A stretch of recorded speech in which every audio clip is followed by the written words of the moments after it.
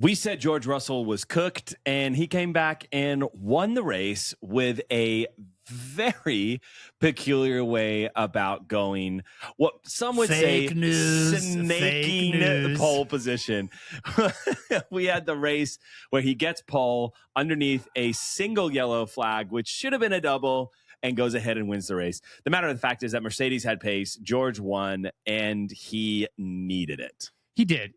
Here's the thing, though, James, is have you ever seen this show Outer Banks? My wife watches it, yeah. Yeah, it's like one of those Netflix like teen drama things. My wife and I watched it a while ago. But there's this is interesting. I would have never pegged you as we're going to go here. Yeah, okay. We're going to go here. Outer Banks. Outer Banks. Great acting. Different kinds. Oscar-worthy acting, if you ask me.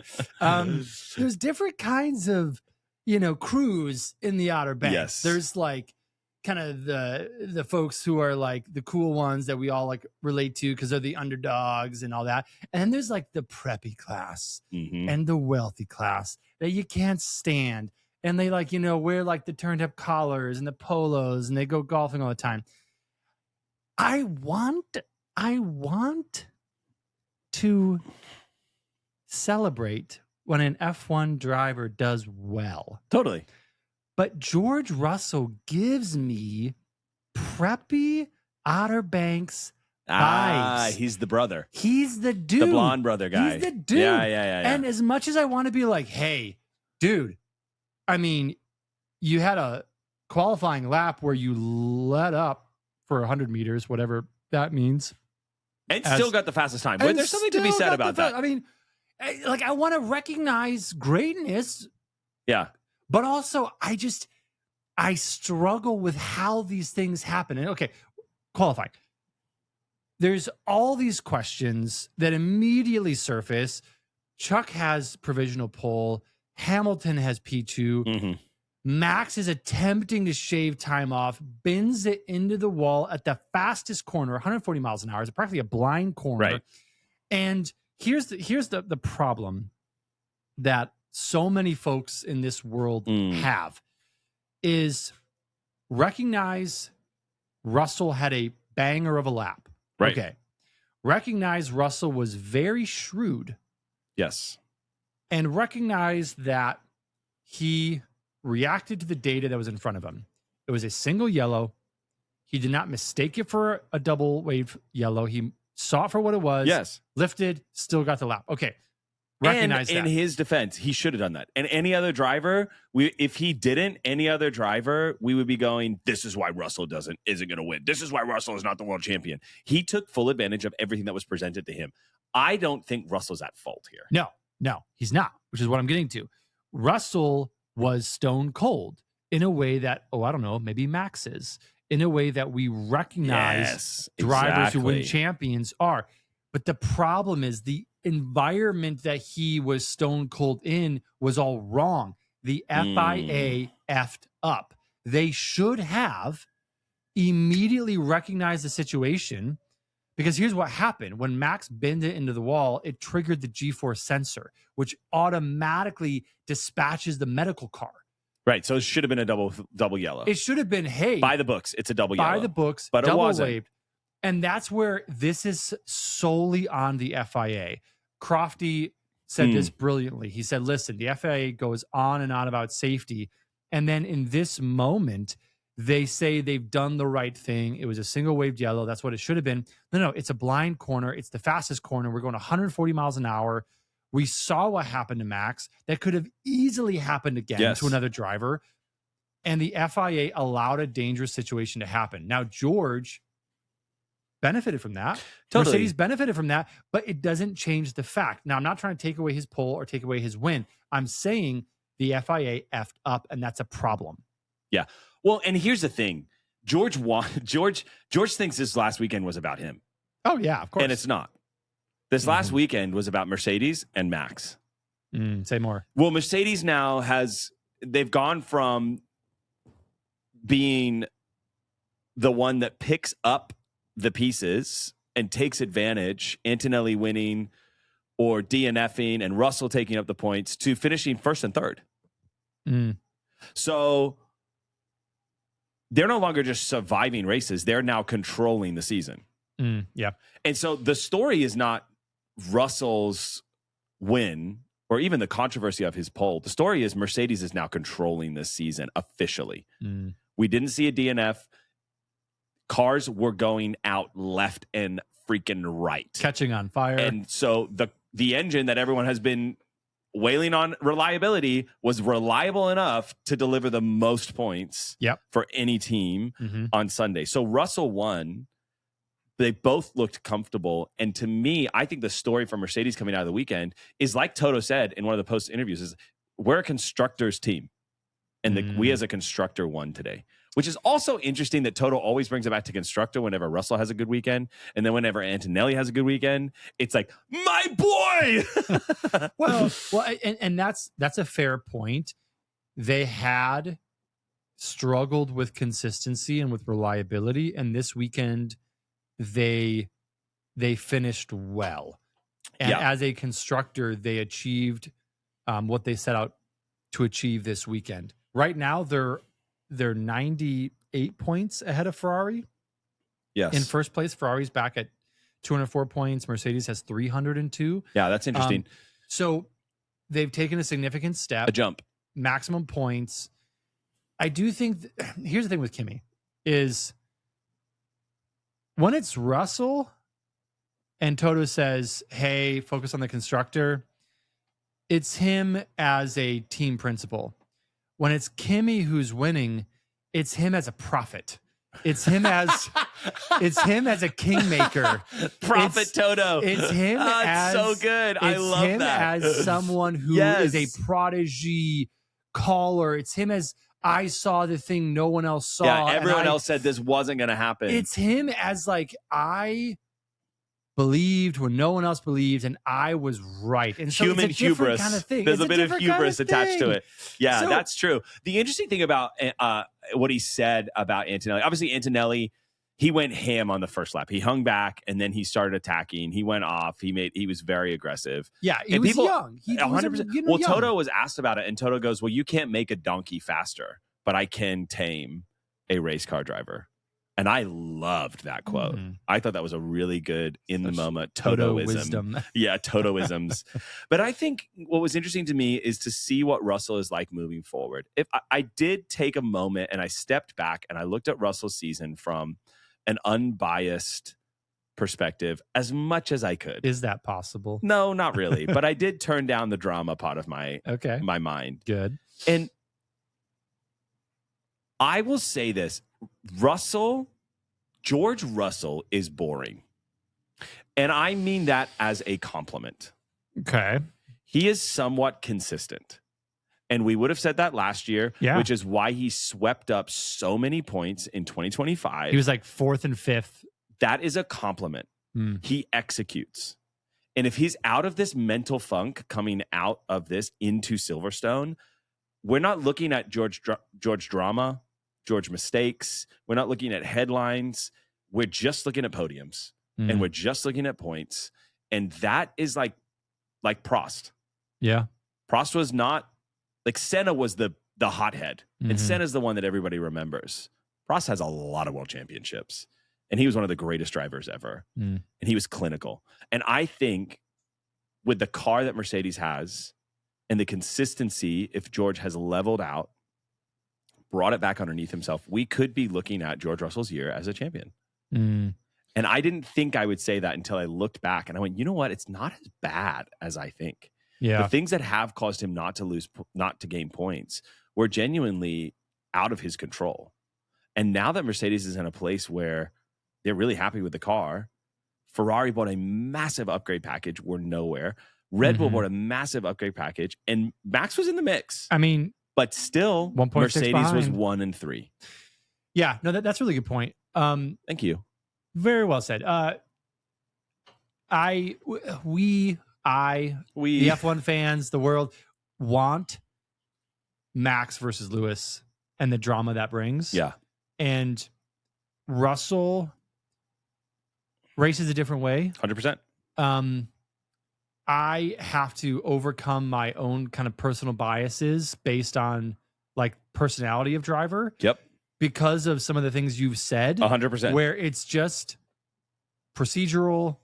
He's clinical. 100%. Systematic. We say it all the time about George. Like, he is a test tube Formula One driver. Like, if you could just take all of the things and make the like Powerpuff Girl version of a little bit nice, little spice. You know what I mean? Like, great hair, slightly tan skin, looks like he's from the Med, but really he's British. It's all there.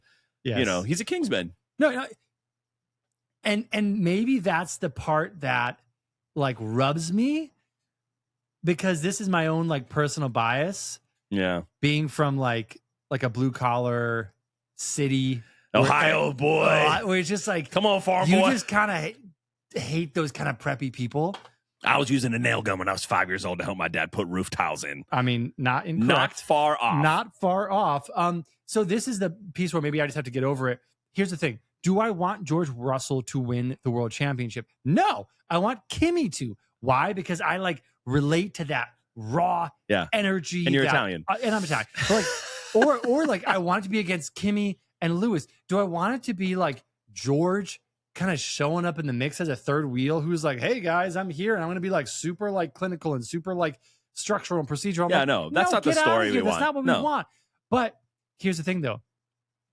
George capitalized this weekend. He followed the procedures. He benefited from them.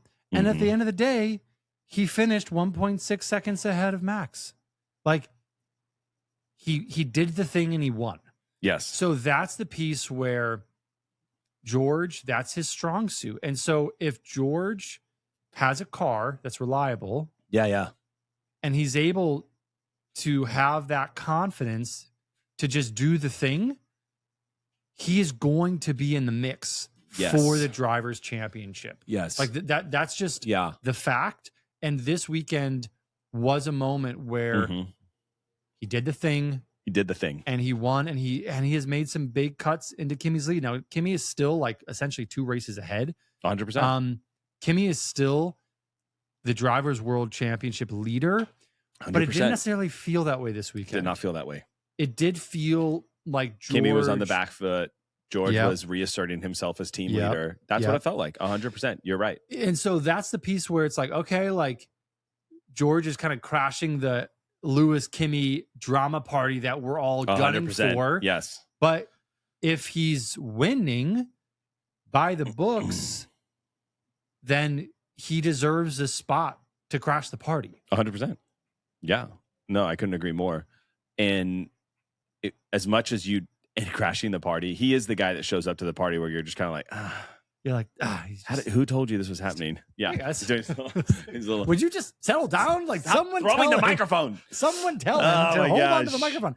I don't know what that was with the yellow flag, but it was great. It was a good one. I mean, and here's the thing, George. Here's the thing about George. I got to say, George is one of those guys who, you have friends who are like, they're kind of like too smart for kind of their own good, where they're constantly making plans for you, and you're like, just stop, just relax. And like, there's one moment where George is like, okay, so if you bring in Kimi, it'll force Max to come in, which will then in the car. And Bro, like, shut up, dude. Just drive. Just drive. Just drive. Stop game planning. He's also the guy that feels like everything's about to fall through the cracks. Like he's like, no, I desperately need this. Yes. He's the guy that's like so excited. Like you could tell when he got out of the car at qualifying, he's like trying to not exude all of his excitement. Like he's bottling up how excited he is. And then the one question coming, he's like, blah, blah, blah, blah. George is George. No, George is George. He's engineering 3 people's races as he's driving. And at some point it's like, Alex Brundle, friend of the show, made a phenomenal comment. He's like, I wonder if George wasn't engineering other people's races, would he be faster? Right. Would you be faster if you Great just drove? question, Alex. Great question. Have you been watching F1 TV? I've been listening to F1 Nation. And always phenomenal takes. Can we talk about Kimi? Oh, we could talk about Kimi. Talked about George. Talk about Kimi. So Kimi. Mercedes won. Kimi had a tough still weekend. Out in front. Yep. Still winning the championship. youngest ever. Question: did Kimi make the right call in qualifying to abort the lap when he saw flashing yellow, or did he make the wrong call? Or does it not even matter? Would he not have been a pole? And looking back, he made the wrong call because George made the call and got pole.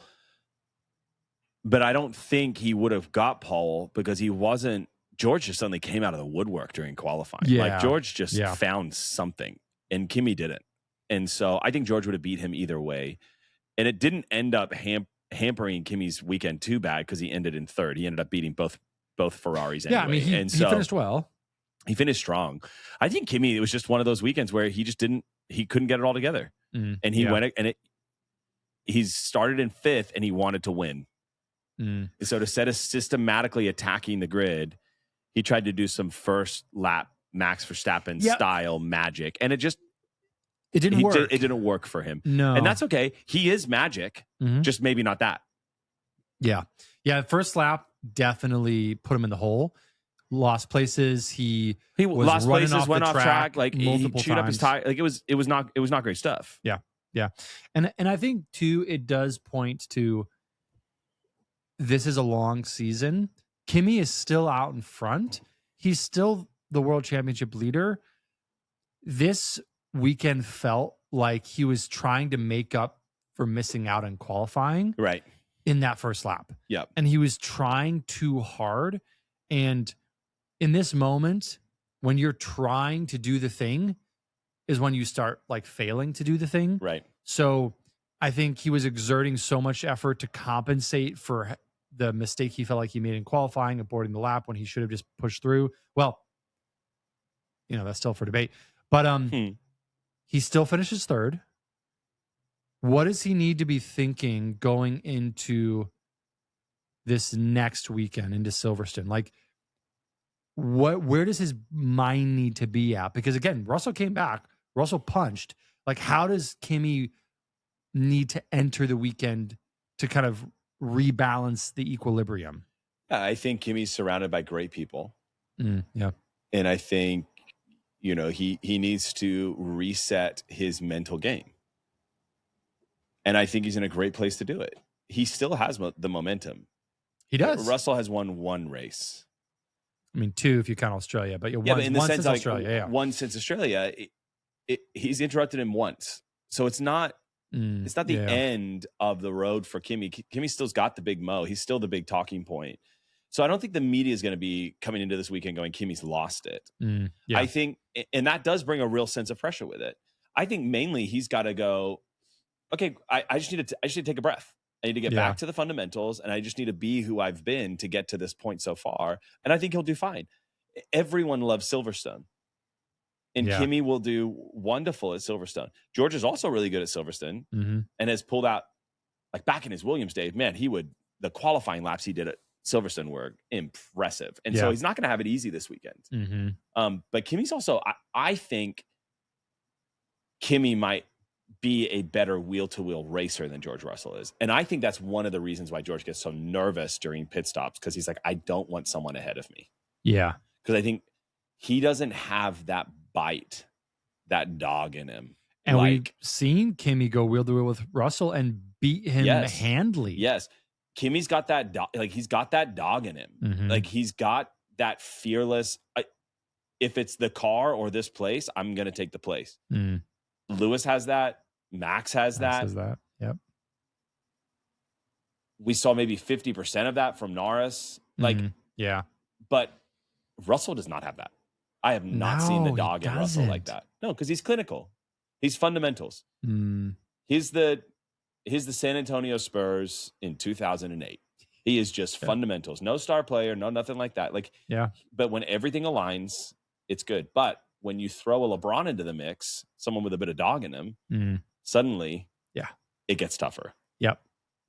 No, really well said. I mean, and that I think I don't watch any basketball, so I hope that landed. No, that landed. It felt about right. So well. Such a great reference to Cleveland too. I always appreciate that. All the F1 fans are like, why do you talk about Cleveland so much in this podcast? No, I asked myself the same question. But no, I do think the thing that will be fascinating in the inter-team battle, last thing on Mercedes here, is you have two radically different philosophies of driving. Yes. And you've got in the exact same car. And you've got George, and you've got this wild, fearless recklessness. And then you've got this systematic, structured, procedural. And at the end of the day, which philosophy will F1 reward? Well, okay, I don't think it's F1 because you're missing. There's three parties in this. You've got the aggressive Kimi, you've got the clinical Russell, and then you've got the guillotine of Toto. Toto will, at some point this season, back a driver. He's going to do it. He said he's going to do it. I don't want him to do it. It doesn't matter.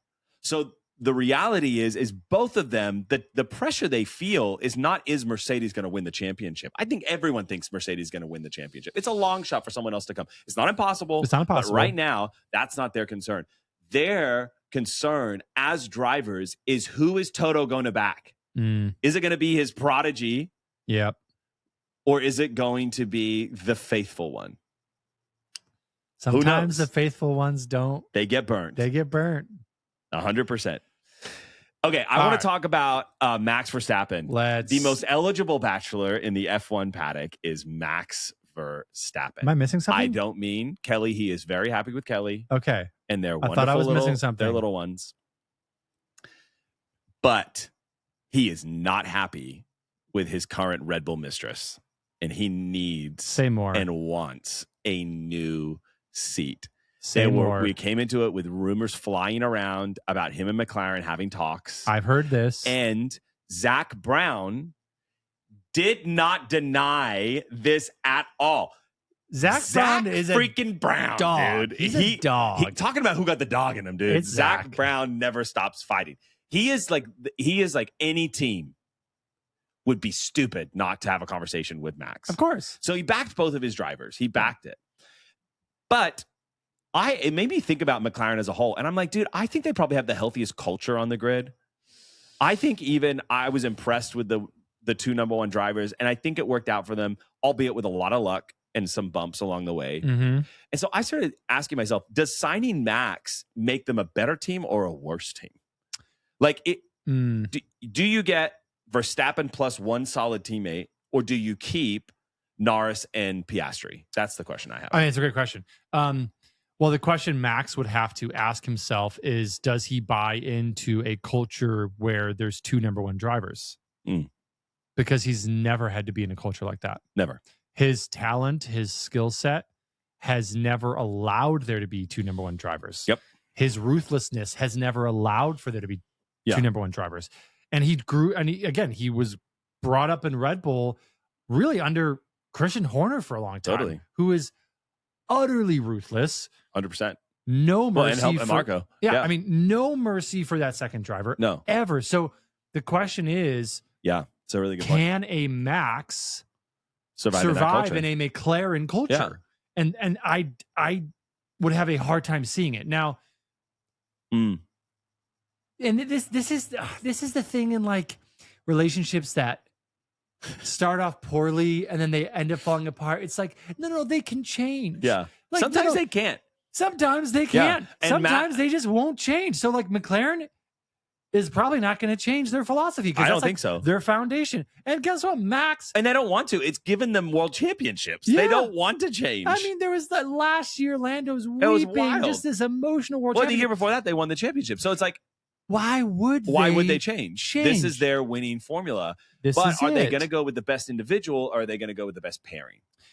And McLaren has kind of staked their part of the real estate in F1 to say we're a different kind of team. And which we love. We 100%. were able to be front row seats to all of that incredible racing last year between Oscar and Lando.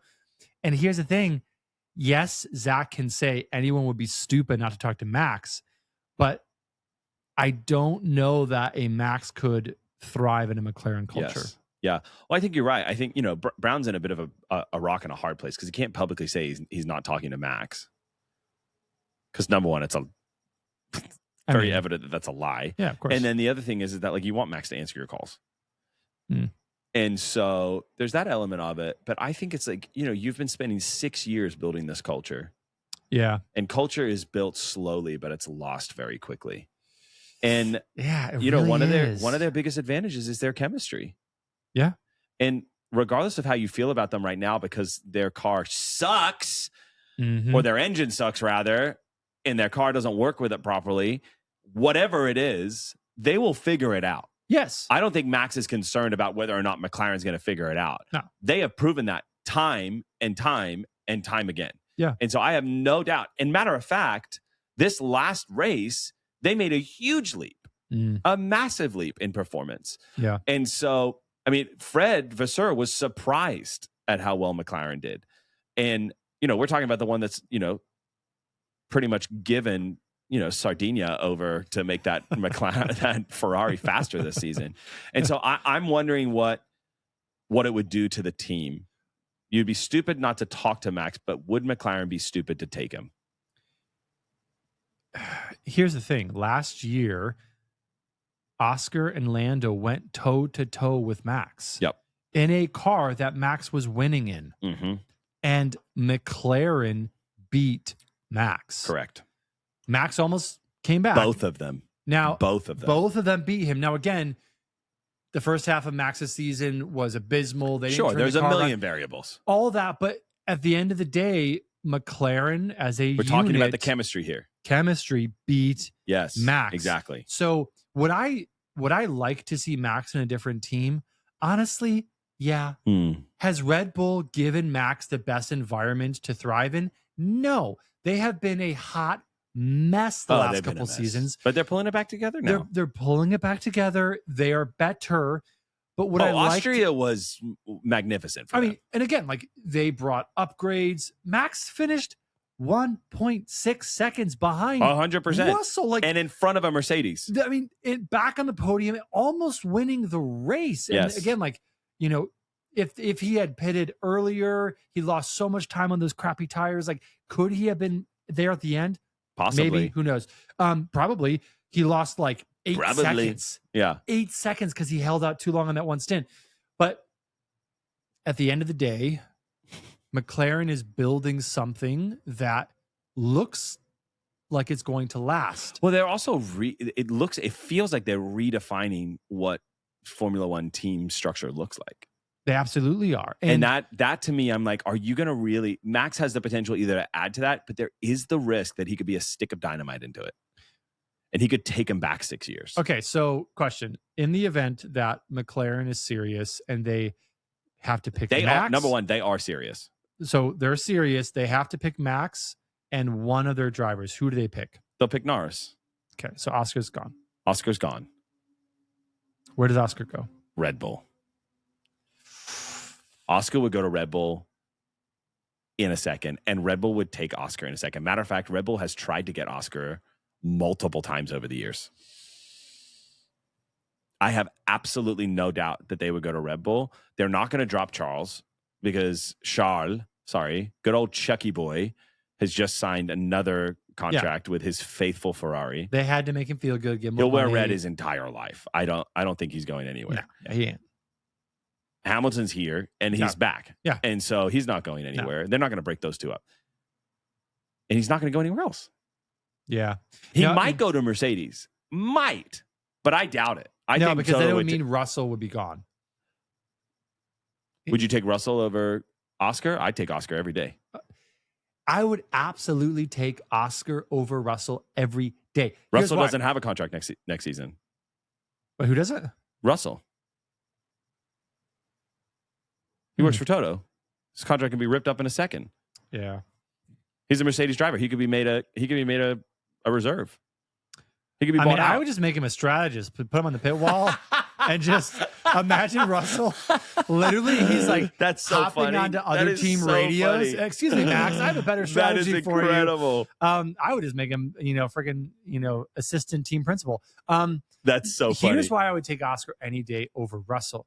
Oscar is a dog. Oh, he got the dog in him, dude. Oscar is a cold stone killer. Yes. Russell has like a flash of like cold stone killer, but it's so procedural. No. Yeah. Oscar is just Oscar finished P4, had one of the best races. 100%. No one's talking about it, but this dude is just out there, and he is. Russell read a book on how to be a cold killer. Yes. Oscar was born, and he wrote that book, dude, for Russell to read. And Russell reads it cozied up with a little fur blanket on by the fire. Some tea. And Oscar reads it like walking on hot coals into a pit of leftover Legos on hardwood floors. Like, he is an absolute dog. And he would drive Kimi to a whole nother level, because he's done it before with Norris. Norris was better. And this is what I'm saying about their chemistry. Norris got better because Piastri came in, and first season, the dog came out. Yep. He's that dog in like the movies where they throw a steak at it and it doesn't even move. Yeah. No, I mean, this is the big question. Is there a team that would defer to him in the way that Red Bull has historically? Let's go through them. So Mercedes, yes. I think Mercedes would. Mission aligned. 100%. McLaren, I don't think so. I think they would manage that culture that they've been cultivating for the last 6 years. And very nice. And I think that they wouldn't. Red Bull, obviously he's leaving, and then the next big team is Ferrari, which is not an option, and the other teams he doesn't want to be a part of. I mean, could you just see him in going to a Alpine, Williams? or an Alpine? Like, it's not going to happen. Like, he's not going to go take a risk. If he's Max is going to make Cadillac great. No, exactly. Make Cadillac great again. Max Verstappen. He is kind of based. Okay, so I think what is happening is Max is going, okay, I'm not happy at Red Bull anymore. And Max has been very open about his desire. Like, I'm doing this because it's fun. He has achieved everything that he wanted to achieve when he got his first world championship. Of course. That was the concern the beginning of this year, is that he was not having fun. He did not enjoy this car. Now he's, started winning again. Well, not winning, but he started being better again. Mm-hmm. And he's having fun. But he's like, still is not good enough. I'm not winning. Yeah. And I think he also is looking at like a Lewis, who has now won a world championship with McLaren. He's won a world championship times 6 with Mercedes. And then also, he's now won a race with Ferrari. 3 different major constructors. And Max is going, well, if I'm going to be here, why don't I go and do it with somebody else? Yeah. And I think that's what he's saying. Yeah. He hates podcasts, so he'll never hear this. No, he's not. So he'll never know. I mean, I don't think, yeah, go ahead. I agree. McLaren's not the right fit for Max. No, it ain't. So it really comes down to Mercedes or Red Bull. Staying with Red Bull, and that's it. Or going to Mercedes. He can't go to Ferrari because they're not going to kick Lewis or Chuck. They've doubled down on this pairing. And so the only other team is Mercedes or McLaren, or stay. Yeah. And I think if he were to go anywhere, as much as he's talking to McLaren, I don't think he would go to McLaren. No, I completely agree. I do want to talk about Red Bull, though, because it does feel like they're finally back. Red Bull, Austria did not feel like another Verstappen miracle to me. Mm-hmm. Now, there was some, a little sparkly Salt Bay of Verstappen in there. And I was asking myself, is this just Red Bull's Monaco? Like, is this just where they always seem to perform? But I think when I look at it and you look at the data and what everyone's saying, the upgrades they brought work. Yeah. And I know this because of where Hadjar finished in comparison to Max. What an incredible moment in Red Bull history. For the first time in forever, there are drivers that are close together. And to me, that doesn't just scream of Hadjar's talent. He is talented. He is. It says to me, this car is not Max wrestling a pig into a tutu. Yes. This is a car that can be developed and can continue to be developed. And Red Bull is something to keep an eye on. If him and Hadjar continue to rack up points at this level, we are in for a great constructors end to the season. Yeah, I mean, just in the Drivers' Championship, Max is in 7th place and Isaac's in 8th place. Yes. There is a bit of a points spread, like 31 points between the two of them, but that really isn't anything. I mean, we were talking last year, it was Max and then Yuki down in like 20th place every Yuki was weekend. in 21st, and there wasn't even 21st cars. It's literally crazy. Like, yeah, it was tough. The delta between Max and Yuki, like I've forgotten Yuki was even Max's teammate at one point. Like Isaac has slotted in, and Isaac is the best fit for a second teammate we've seen in years. Now, we're at the pivotal point with Red Bull where the car is at a good fundamental spot. Mm-hmm. Max was not dragging a bad car to the podium. No. He was driving a good car to the podium. So what are they going to do? They're going to continue developing. And who are they going to develop for? Well, Max. Max. Of course. And so what we see from here on out is, do we see a divide created as they continue to develop? And does Hadjar become the ghost of the best second seat? Or does he continue to grow on that same curve? Every time this year, Hadjar has surprised everyone by continuing to grow and become greater. Yeah. Yeah. I mean, that is the great question. Now that Red Bull has found a car that works, will they only defer to Max in their development? Yes. And will Isaac be able to drive that car? Yes. That Max car? And I do think if anyone can do it at this point, he has shown that he can keep pace. Yes. With Max. Now, this race, Isaac did well. Again, there was a bit of a spread, though. Like, Max obviously finished second. Isaac finished sixth. He was like 27-ish seconds back, which sounds like a lot. It's been way worse with other teammates. So even though there was a spread between the two of them, this weekend was about Max finding a sweet spot and then the driver making the difference. Yes. And Isaac will get there where he will become a driver who can make the difference. Right now, though, Max he operates on another level. And that's to be expected. And that's Max. Like, he's a 4-time world champion. It's Max, and it's also he's been in the game for so long. And this is only Hadjar's second full year. Yeah. You know? And so there's something to be said for that. Red Bull felt like they were back. Mm-hmm. Ferrari felt like they took a step back this weekend. And the question I'm asking myself about Ferrari is, was Barcelona an outlier rather than Austria? Like, you know what I mean? Yeah. We come out of Barcelona with freaking Lewis Hamilton P1ing. Incredible. Winning the race. Yep. And then we come into Austria, they can't figure out how to keep the tires cool. They're pitting all over the place. They're gone so aggressive on lap one, thinking that they were better than they were. It shot the whole race for them. Yeah. And they fell back. Here's a couple of thoughts I have, because qualifying, they were P2, P3. Yes. Some would argue if the FIA had gotten its crap together, they would have been P1, P2. Yeah, but could they have held it? But here's the thing. The reason I think they lost this race, two reasons. A, their tires were cooking. 100%. B, they were fighting. Chuck and Lewis were fighting. And Russell was just pulling away. Yes. Into clean air, and the Ferraris are going at it. And then it was Lewis and Max were fighting. So at the end of the day, I think they were cooking the tires. They had to shift into whatever strategy they ended up in, where they're pitting 3-4 times because they're cooking the tires. They weren't planning for that.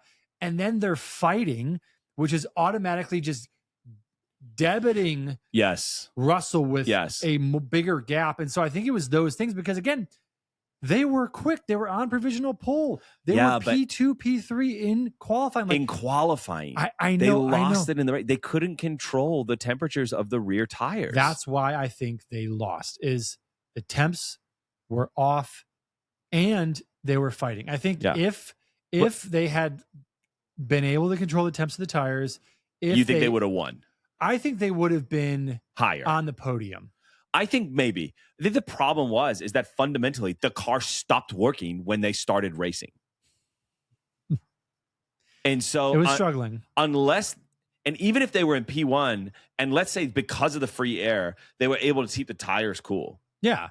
At least one of them. I mean, it's a different ball game when you're not having to, have trench warfare with your teammate, and you're just out in a joyride like George Russell out in front. Like, it is a different ball game. You can totally shift how you're driving, and so again, I don't think they would have won, but I think they would have been on the podium. You think they would have done better had they not been fighting each other? And they did lose a ton of time doing that.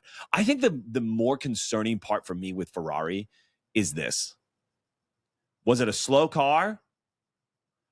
Was it tires that weren't working? Because they felt really confused.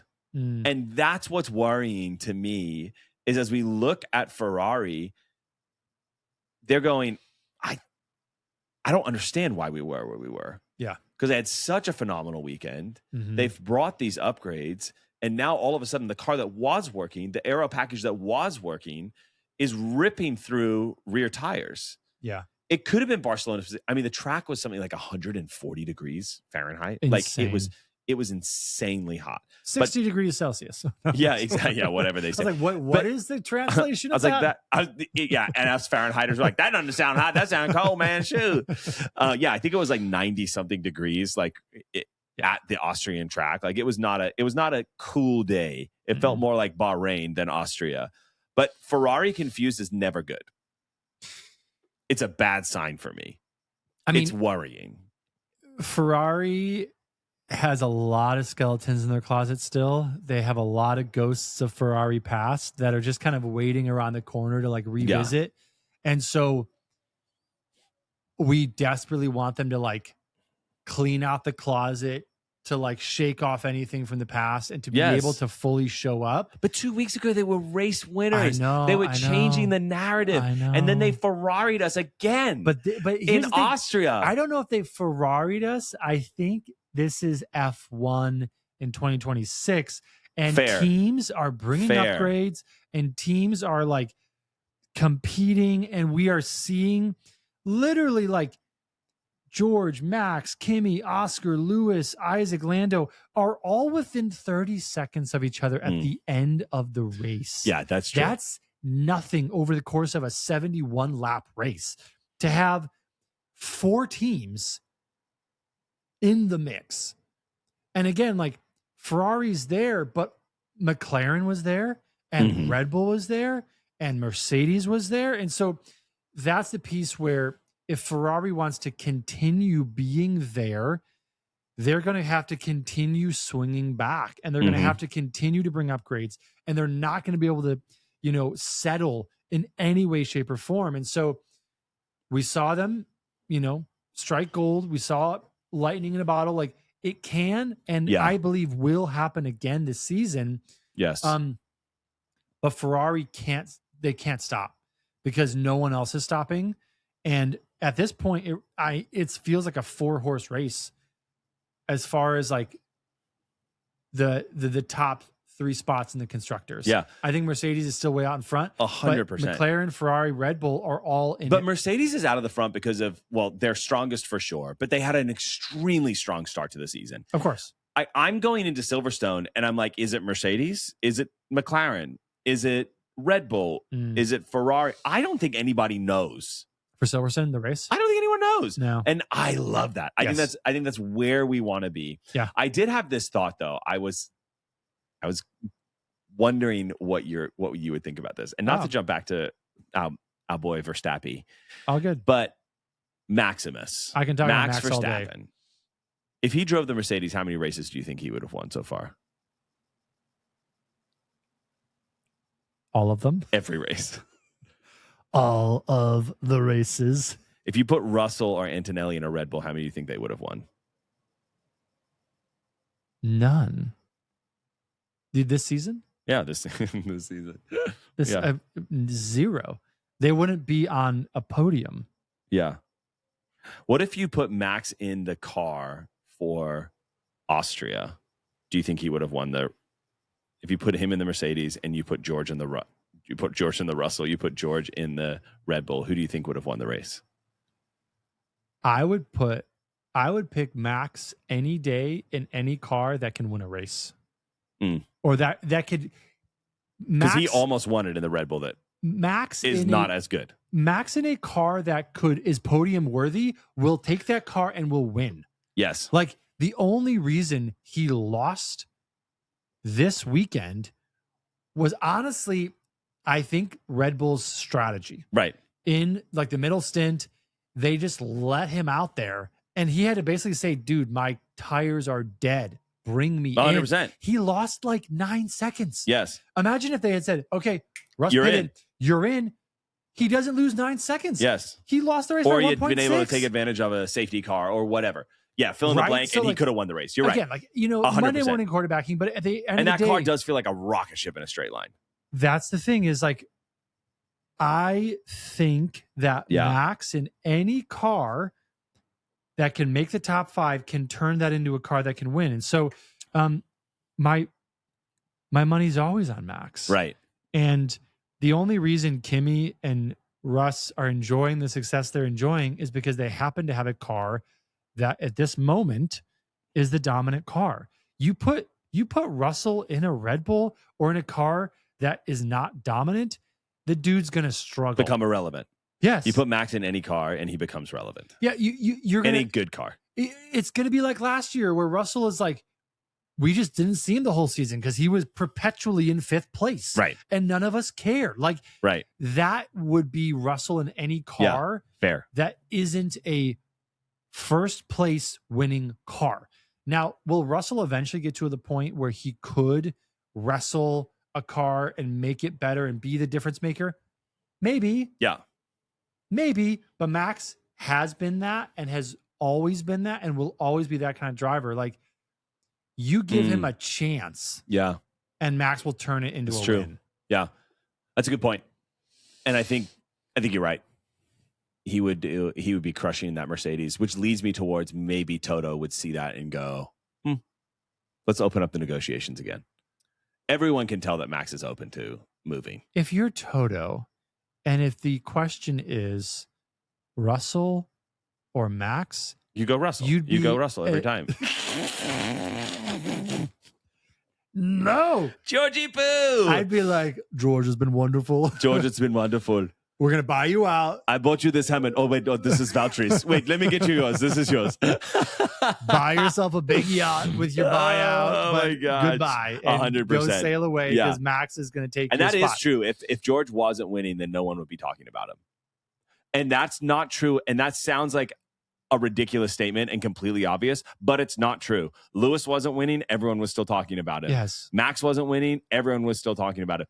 Freaking Valtteri Bottas when he was at a different team and not winning. People were talking about it. Well, people talked about Valtteri last year as a reserve driver. Yeah, but why? No one why do we talk about those people when they're not winning? Because there's fire. Yes. They've got the dog.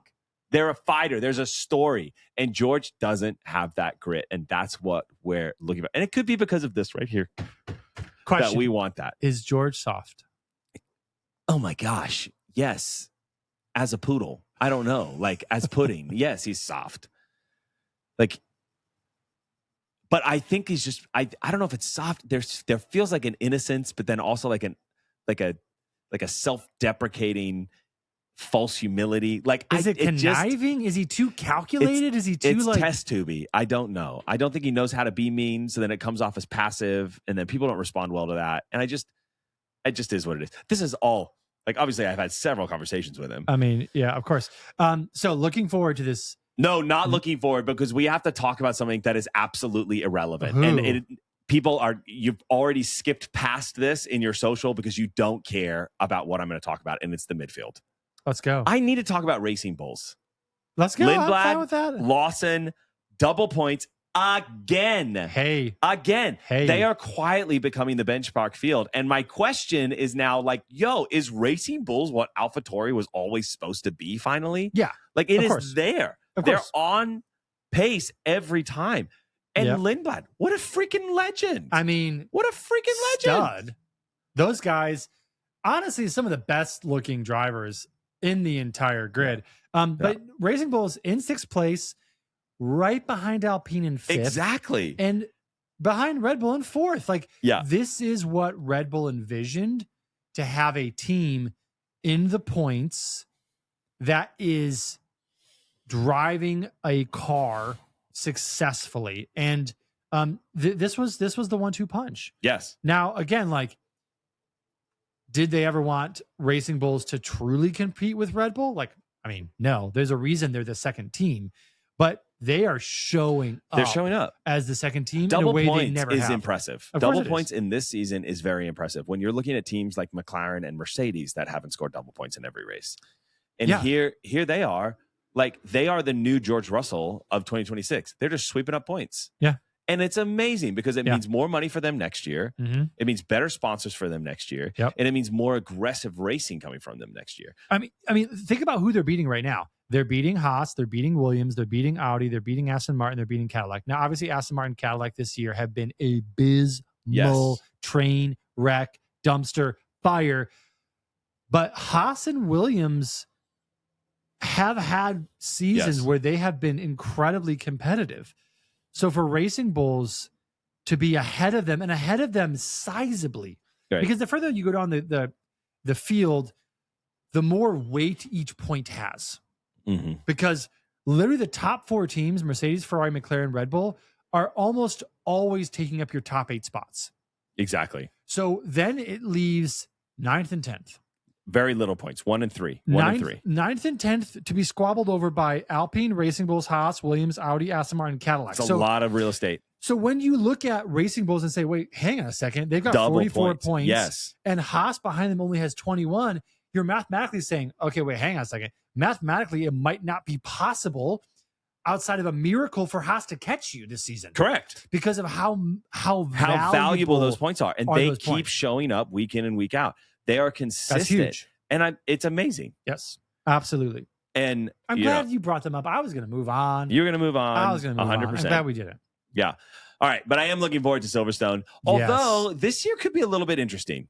The 2026 regulations are going to cause some problems. Silverstone might not race like Silverstone. Yes. 10 years ago, you would have never told an F1 driver that they would be lifting through maggots. This year, they might have to do some harvesting. They might have to do some lift and coast because of these regulations. And that is what we are going to be looking forward to seeing in just a few hours in FP1, because we don't know what it's going to be like this year, which in one part is good because it means the strategy and the driving and the overtakes could be anywhere.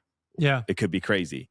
The bad part is that we're not going to see the speed that we're used to. And we're not going to see drivers on the very edge of control. Which is what Silverstone has always been about. And back, like, as they go through there, just on the razor's edge of nailing the apex, getting those times in, and they might not be able to do that this year. Can I say something as an American about Silverstone? Can we pick a different weekend besides July 4th? Yeah. For the British to have their Grand Prix? Yeah. Here's what I love, though, is how Cadillac's going to show up. With the livery. And you know what? I'm fine with them picking this weekend. I'm fine with them picking this weekend. Why? It's a great reminder. But you're also from the Commonwealth. No. You're from Australia. I have emancipated myself from any loyalty towards that queen or king. I don't know if it's a queen or king right now. I think it's a king. It's king now. Yeah. Charlie, I think. And I'm more along the lines of like, dude, have your Silverstone, your British iconic race on the day that I left you 250 years ago. And I'm sending Cadillac, the team that instead of showing up with sustainable fuels, shows up with a supercharged 7-liter V8 to every race in an Escalade with one person driving it and 8 seatbelts available and a livery with the American friggin' flag on it. Have your weekend. Do it. You can't ever step on America. There it is. Period. So I'm happy. They can do it. 250 years ago, we made the greatest decision we ever made. Boom. I wasn't alive. No. I wasn't born in America, Ben, but I sure did get here as soon as I could. You got here. That's all that matters. We all got here. That's it. But it is easy to get into Australia on my Australian passport, so I'll keep that. A good plan B. Only because of the fact that I hate airports, not because I have any loyalty to Australia. And on that note, we'll see you after the Silverstone Grand Prix. Thanks, folks.